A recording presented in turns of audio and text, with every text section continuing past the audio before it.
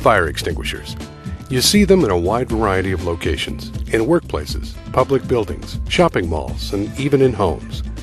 But have you ever thought about having to operate one in an emergency? There are important factors to consider, such as when to notify the fire department, the size of the fire, what is burning, and where to aim the extinguisher. The purpose of this video is to provide a brief overview of the types of fires, housekeeping tips, the correct use of fire extinguishers, emergency procedures, as well as handling flammable liquids and compressed gas cylinders. It's a lot of information, so please watch and listen carefully. It's important to know how to prevent fires as well as how to deal with emergencies. Because of the deadly danger of fire, you need to know how to size up a fire and how to respond quickly and correctly. What kind of fire is it? The National Fire Protection Association, NFPA, has classified 5 general types of fires based on the combustible materials involved and the kind of extinguisher needed to put them out. The 5 classifications are A, B, C, D, and K. Each classification has a special symbol and color identification except Class K. General classes of fires. Class A. This type of fire is the most common. The combustible materials are wood, cloth, paper, rubber, and plastics. The common extinguishing agent is water, but multi-purpose dry chemicals and halogenated agents are also effective. Do not use fire extinguishers that are not rated for Class A fires. Class B. Flammable liquids, gases, and greases create Class B fires. The correct extinguishers to use on Class B fires are foam, carbon dioxide, or dry chemical. Halogenated agent extinguishers can also be used. Class C. Because Class C fires are electrical fires, use a non-conducting agent to put them out. For example, carbon dioxide or dry chemical extinguishers. Never use foam or water-type extinguishers on these fires, or you could be electrocuted. Class D. Fires arising from combustible metals, such as magnesium, titanium, zirconium, and sodium are categorized as Class D fires. These fires require specialized techniques to extinguish them. None of the common extinguishers should be used, since they can increase the intensity of the fire by adding an additional chemical reaction. Class K. Class K fires are fires in cooking appliances that involve vegetable or animal oils and fats. The only fire extinguisher that's effective on these fires is a wet chemical fire extinguisher with a Class K rating. The most common fire extinguishers found in the workplace have a multi-purpose ABC rating. These extinguishers are effective on Class A, B, or C fires. Special extinguishers for Class D and Class K hazards are only required where those special hazards exist. Other specialized extinguishers may only be effective on a certain class of fire, such as foam-rated Class A and Class B, or carbon dioxide-rated Class B and Class C. It's important to know what type of fire extinguishers are available in your workplace, so be sure to read the label.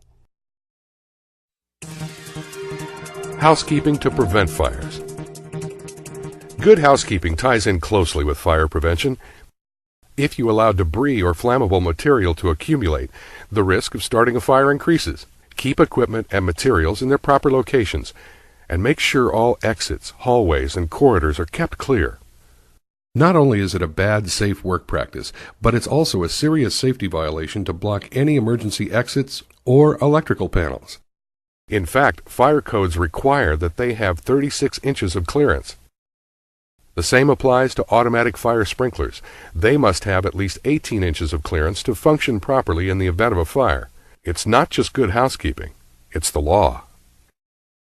It's everyone's job to help keep the work area clutter-free and safe from other fire hazards, such as improperly used or stored chemicals, which we will cover in a couple of minutes.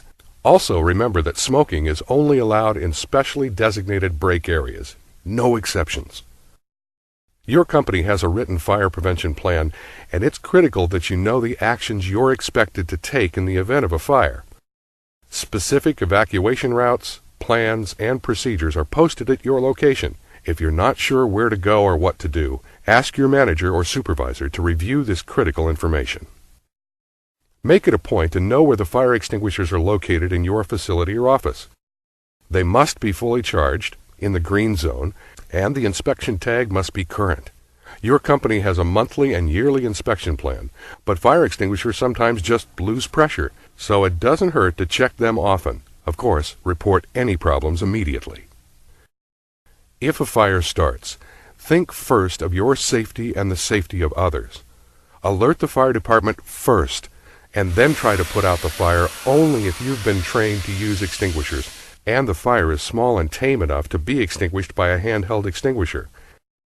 If the fire is already out of control, the combustible material is unknown, or you have not been trained in the proper use of extinguishers, leave the firefighting to professionals with the proper equipment. Sound the fire alarm, then call for emergency help from a safe place. Fire checklist. Try not to panic. Although fire is a panic situation, when one panics, dangerous mistakes can be made. The calm person who assesses the extent of the blaze, calls the fire department, and acts quickly to contain or extinguish the blaze is the person acting responsibly. If the fire can be contained or extinguished, a properly trained person should use the right extinguisher on the blaze. When using a typical extinguisher, follow the pass method. Hold the extinguisher upright and stand back 8 or 10 feet and pull the pin. If you stand too close, the pressure from the extinguisher can actually spread the fire. Aim at the base of the fire. Squeeze the handle. Sweep at the base from side to side. If you aim high at the flames, you won't put out the fire. Remember, too, that most extinguishers have a very limited operation time, only 8 to 10 seconds, so you have to act fast and spray correctly at the base of the fire, not at smoke or flames. Remember PASS, or P-A-S-S. This is the best method for putting out a small fire. Be especially aware of smoke and noxious fumes. These fumes enter the lungs and leave a person unconscious and at the mercy of flames. All fires consume oxygen to burn. Most victims of a fire suffocate from lack of oxygen and die. They are already unconscious or dead before the flames consume them. Remember, when an extinguisher has been used, even partially, it must be serviced and refilled by a professional.